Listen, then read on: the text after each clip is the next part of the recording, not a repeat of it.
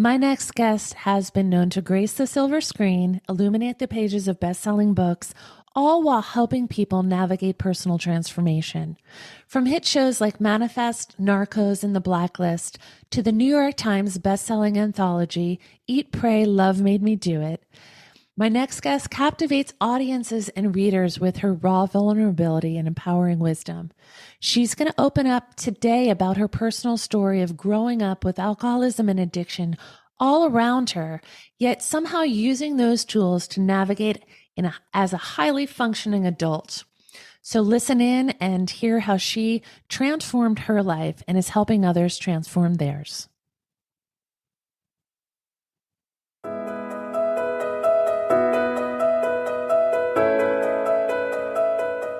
Welcome to the Sober Living Stories podcast. This podcast is dedicated to sharing stories of sobriety. We shine a spotlight on individuals who have faced the challenges of alcoholism and addiction and are today living out their best lives sober. Each guest has experienced incredible transformation and are here to share their story with you. I'm Jessica Stepanovic, your host. Join me each week as guests from all walks of life share their stories to inspire and provide hope to those who need it most.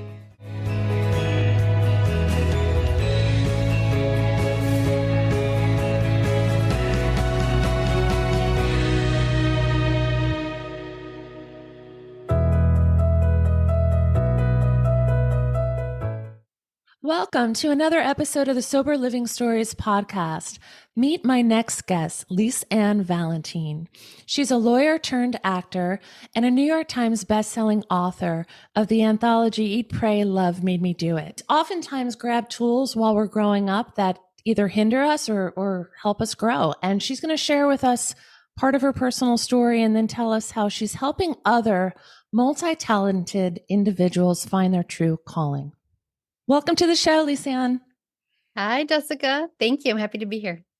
So good to have you here. Let's start with as far back as you want to go in your personal story, all the way up and until present day and what you're doing today. Just start from the beginning. When I was really little, I used to run around in my Wonder Woman underwear, chasing an imaginary villain, and I was determined that I was her. And so when I saw her spinning on TV, I mean, this is Linda Carter, right? And I would do the same thing. And I think the questions I started to ask myself later when I look back on, who was I running from and who was I becoming? And I think those were two key aspects of how I became who I am now. I think that when you grow up, I love my parents. My father was an alcoholic and he had his addictions, and that was a family situation. And it informed how I walked into a room, how I navigated family parties where it was normalized that the men drank and would drive us home, or that, he'd pick us up and he'd be drinking like from school. And I would always watch that, even though I wasn't told that that's not something I had to watch for.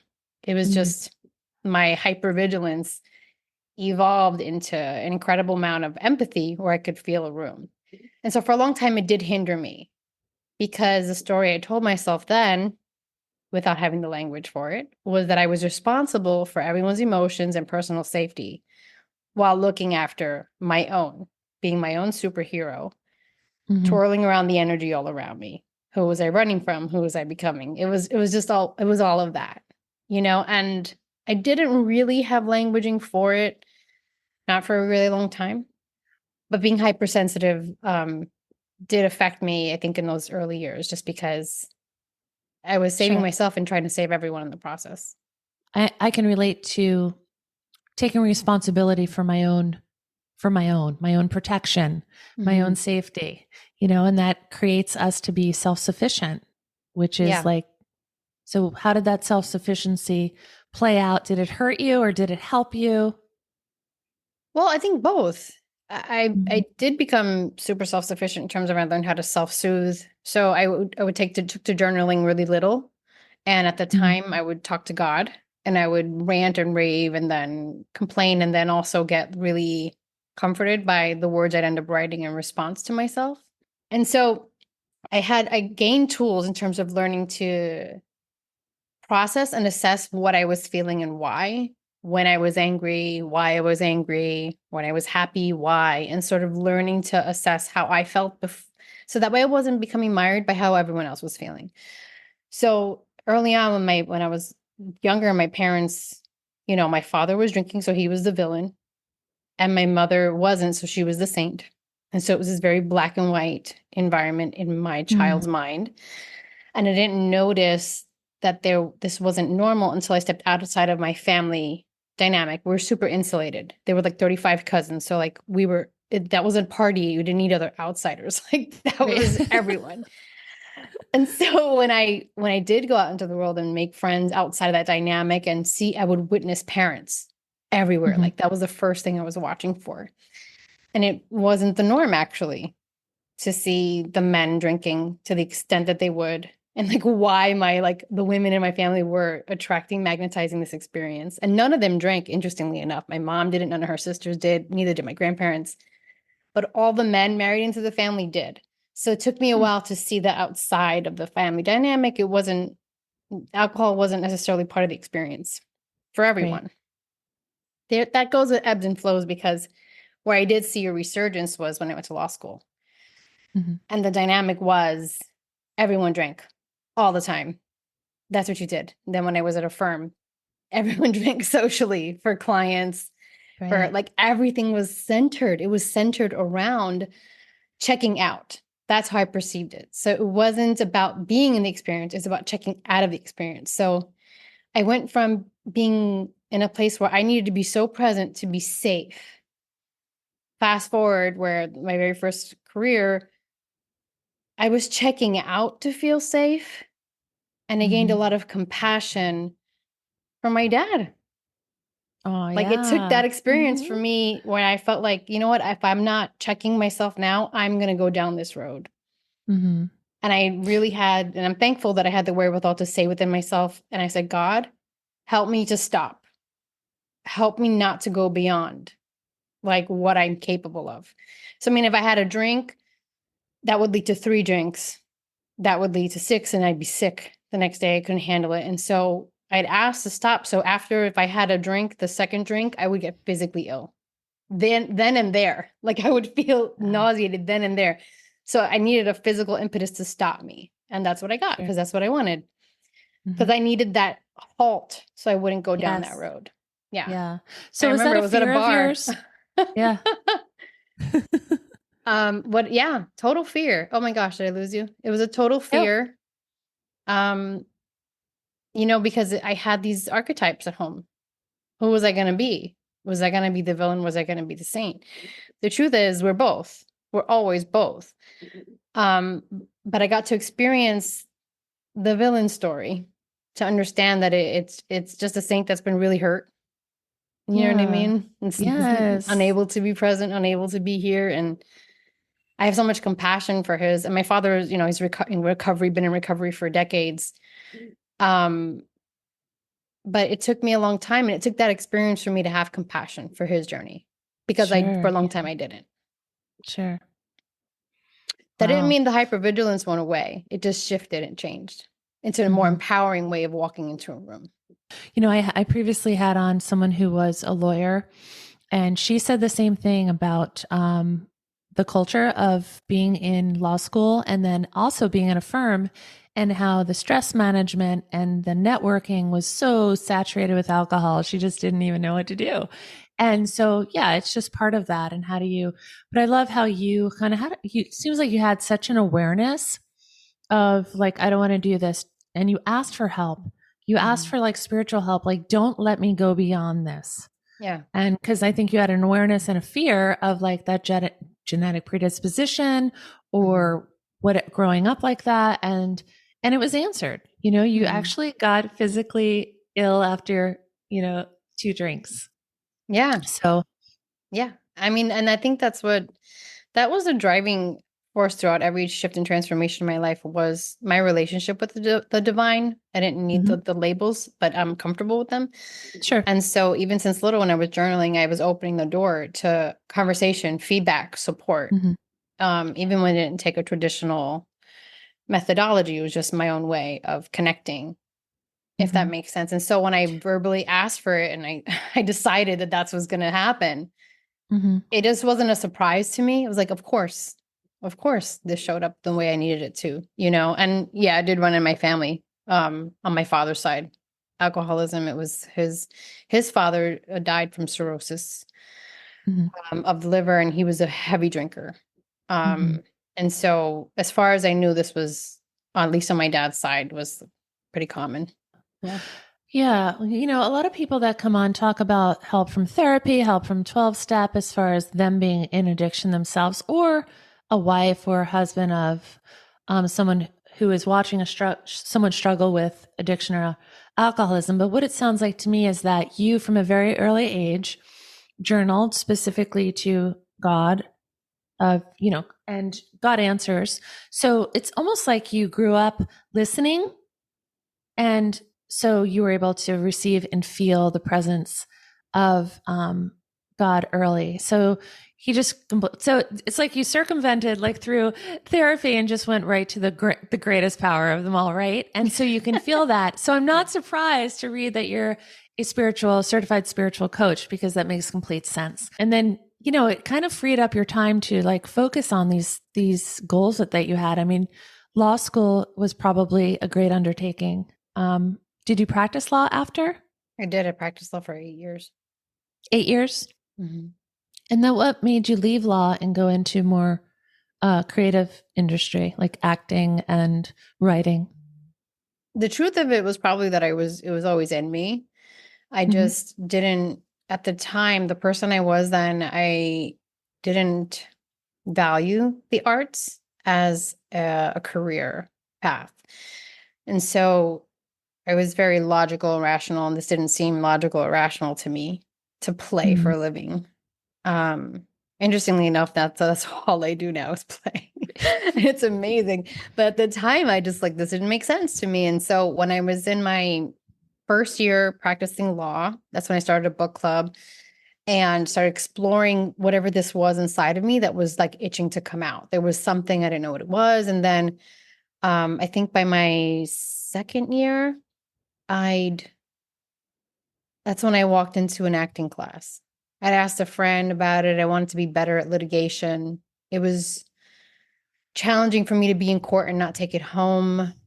And not, Hmm. and this was all around the time where it was like, for networking and everything, like alcohol was very much a person in the room, with everyone. Right. Wow. Yeah.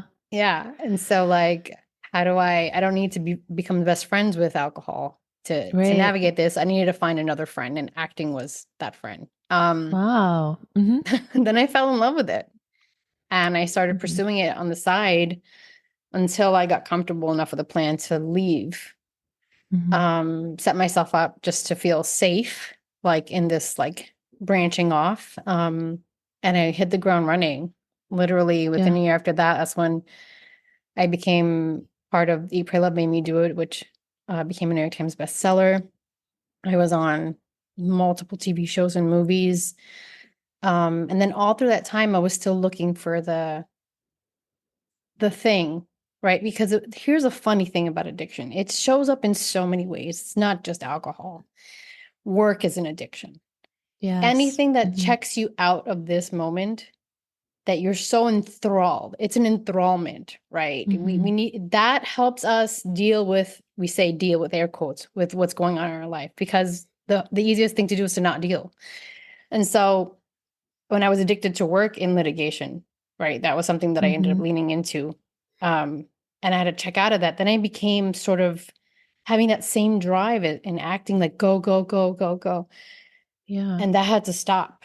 It was an old paradigm being mirrored in my creative life. And even though I had a vibrant spiritual life, even though I'm very connected, like I'm highly intuitive and super connected and I love it. And yet I'm a very much a human being who has a hissy fit with God half the time. And it's like, this Mm-hmm. isn't moving the Mm-hmm. way I want it to move. And how can I shift this? And literally, I had to stop and look at myself and say, what's my why? What is Mm-hmm. my why here? Right? Is my Mm-hmm. why to get the next big gig, the next co-star, guest star role, or the lead? Or is my why just to really be in the essence of who I am and enjoying my life? So if I'm just quirky, tough ass, but also super compassionate person, how can I show up as that no matter what role I'm playing? Right? Right. Then how can I Right. help ignite that in other people? Because we're multifaceted. There's so much to all of us. And so getting back to my why helped me break another pattern. Addiction will lead you away from your why. Always. Yeah. Always. You can even see that, the saying that says, what is the one thing that you're ignoring doing? Mhm. Um, that's probably the thing that you should be doing. That's probably Yes. it. That's probably it. Right. And that Oh, always yeah. stops me in my tracks because, we go so quickly and try to keep up. And it always stops me in my tracks. And I think, well, what is it? And it's Mhm. usually not the thing that's in front of me, Mm-mm. you know, just those high No. speeds that people move at these days. To recognize that, so important and so good. Well, this Really. hustle culture, right? For me, it was Yeah. hustle Yeah. culture for a long time. I Hmm. had to really break out of that. Hustle culture is addictive. You get immediate results with it. So you get that dopamine hit right away. Right. And so social media can be a part of that. You can think about, oh, they like me. Okay, this is all validation Keep for something going. that we Right. need, right? Right. And so breaking out of hustle culture was really important. Like before we went recorded, you were talking about the length of time it has taken you to dive into your personal story to put it out into the world. Hustle Yes. Hmm. culture would shame that. There would be shame associated with that. Hmm. Being Hmm. an authentic living at a pace that honors you totally shines a light on that process, the longevity of it, the Hmm. unfolding of it. You bake a cake and you take time with each ingredient, right? Right. Hmm. You can use an easy bake oven, I guess, if you're a little girl and do it in 10 minutes. It's a very different experience. Right. And Right. so, yeah, I would say that if you're outside of hustle culture, your art would be honored. Mm. The art of the Agreed. telling of your life story would be honored. Hmm. Yeah. Good point. Even the literary community that I'm a part of, the reason that I like them is because they're really into their work, like the craft of it, like the Mm, of writing. They're not about speed. They're not up on all the social media platforms.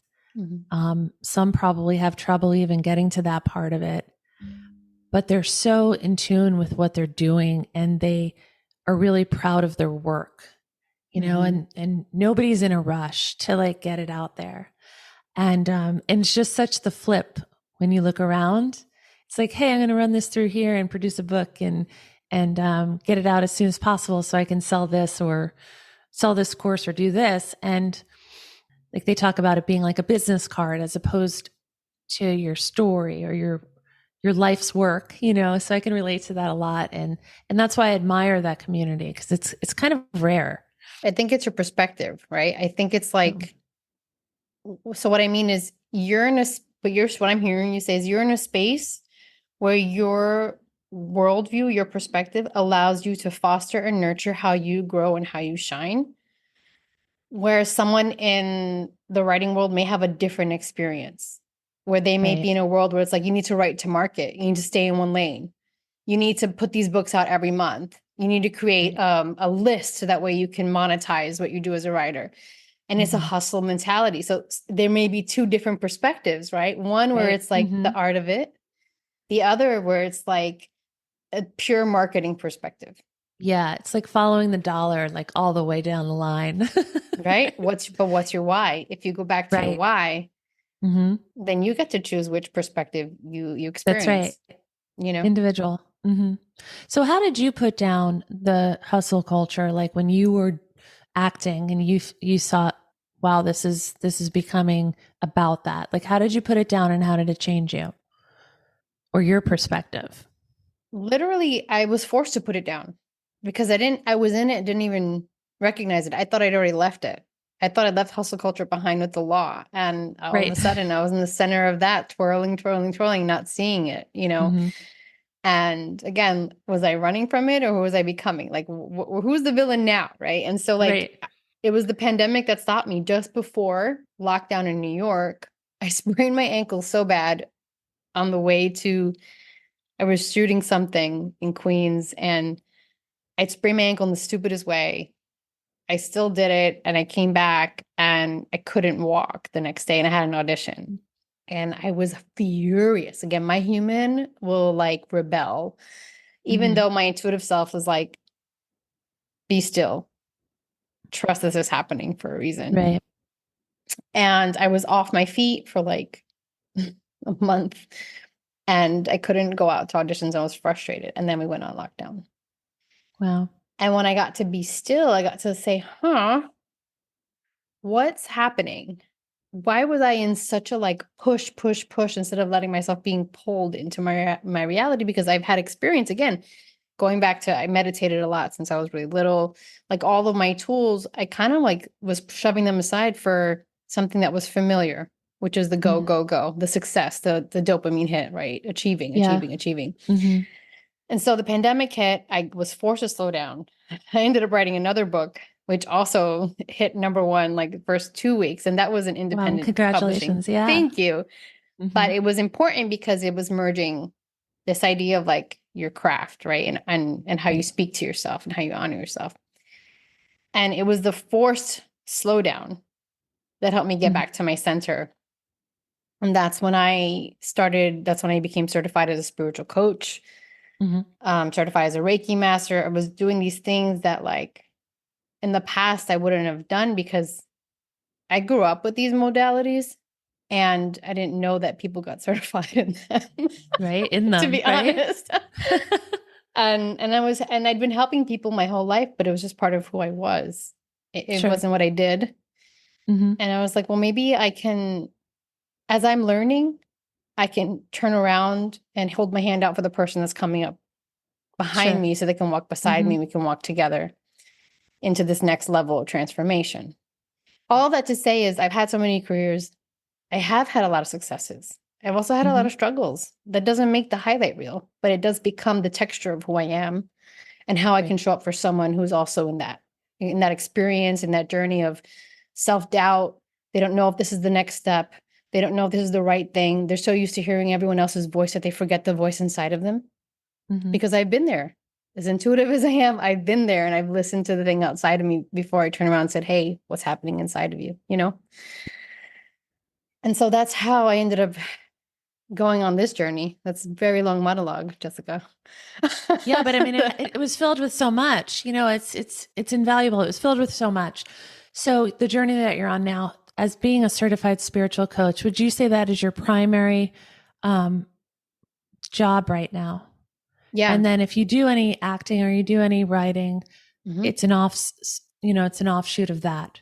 Yeah. I would say Okay. yes. And I had decided that I would shift this idea of I had to do just the one thing. So I thought I did that when I was acting, right? I'm Hmm. multi hyphenate. I was directing. I was just playing in all arenas, and writing was always been a part of it. But I decided that I was going to merge everything. I didn't want to compartmentalize my gifts. I wanted them to work as a whole, as a unit. Hmm. I was just really tired of trying to juggle a bunch of plates and just not enjoying the meal. Yeah. You know what I mean? And I was like, who says it has to be this separate thing, you know? Right. And Right. so I feel like I'm in that space where this is the feast. I'm at it. This is it. Right. I You love know, it's that. It's great. Yes. So true. So relatable. It's so hard to maintain and juggle all of it, right? And then to really I to speak to what you do, I think why it's so needed is because so many times people don't know how to put it on one plate, and how to Mhm. combine all their talents to their one true purpose. Mhm. I mean, it's the ideal goal, but they may not even know that. they may think I have to do this first and then I'm going to have to do that. And then that takes off and then they can never get to this. I mean, so it's so needed. And especially in this fast paced social media world, like where everyone's doing, which is a gift in itself, truly, because we do have access and we can do what we want. Like you're talking about playing, like I get to play, you're living out your creativity. Mhm. Whereas before, for me, we grow up, we think we have to follow this straight line, which I completely was in defiance of for like a decade, which was my difficult years because I thought I'm not going to join in to the cookie cutter home and the marriage scene. Like I wanted to I wanted to write my book. I wanted to travel to Africa. Like, I had things in mind that weren't in the line. And then what you said earlier when you were practicing law and you thought, why did you leave there? You were saying you're living out in your creativity now, whereas before you thought you had to. I was like, follow a straight line. And that wasn't something that was feasible. It wasn't rational. I don't remember what I said either, but yeah. But it resonated, it hit. And I can relate to that because I think the world of social media and online and in the way of marketing what you do allows you to do that and to reach so many people. So there's something really good about it, but it also can move you in a lot of different directions if you're not grounded in what you want to do. And I'm just hearing that's how you help people. You coming from someone who has had a lot of talents, creatively and academically, like you have your education behind you, you can help people who are struggling. Like maybe they're writing, maybe they're wanting to grow out a business, or maybe they're wanting to go into a helping or serving field where they're sharing their personal life experience to build a community. Like, how are you helping and who is your ideal client right now? It sounds like all of them, because my ideal client is the woman who is navigating a creative life and building a business at the same time. She is navigating how her personal life looks in doing the two things. So the thing that people don't talk about is, as an actor, you're your own business. If you're not treating that as your own business, it would only get you so far. That means you're putting your destiny in someone else's hands completely without owning or taking sovereignty for yourself. It's the same thing as a writer. You think you're going to write the book and then you're just going to, like, the agent's going to appear and then it's going to hit number one and everyone's going to love it. Maybe. Or maybe, right, you take like ownership of your story and you use wisdom and discernment to put it out there, and then you surrender it knowing that people are going to do what they want with your life, with your word, with your baby. People are going to do what they want with it. So you surrender it at that point.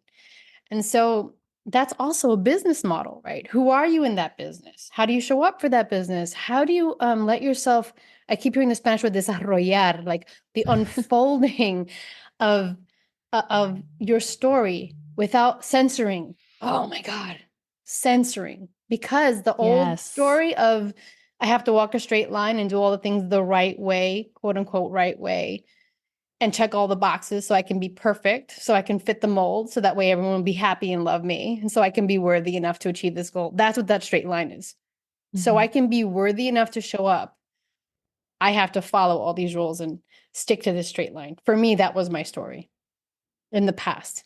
Life is not a straight line. It is a wavy, wiggly, Jeremy Bearimy is something like on this show called The Good Place, or how it's squiggles. That's what life is. It's a freaking mess where we get to play. And so I help people make a mess. Just make a mess and see where you fit in that mess.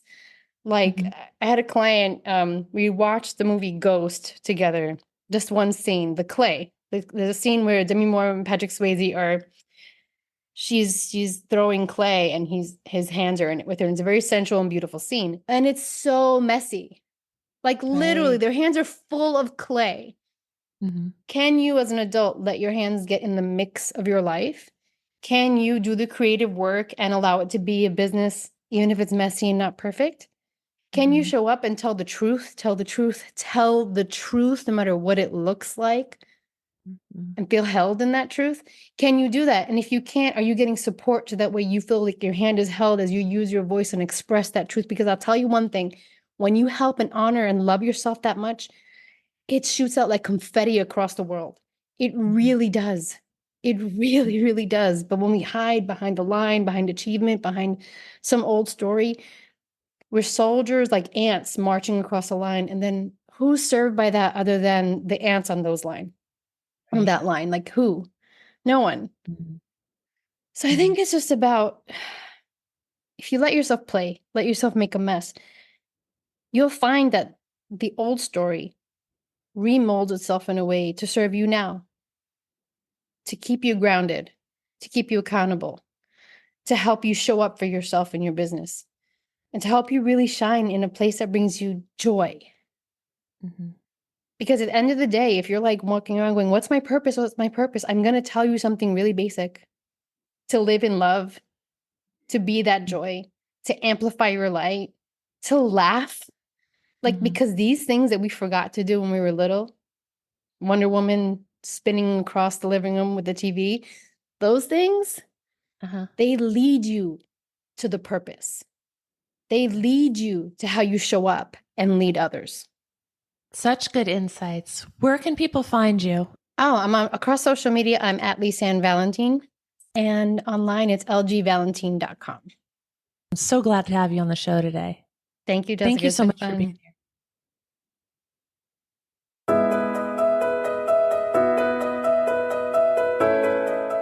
Thank you for tuning into the Sober Living Stories podcast. If you have been inspired, consider subscribing and sharing with anyone who could use hope in their lives. Remember to stay tuned for more inspiring stories in the episodes to come. To view our featured author of the month or to become a guest yourself, visit www.jessicastepanovic.com.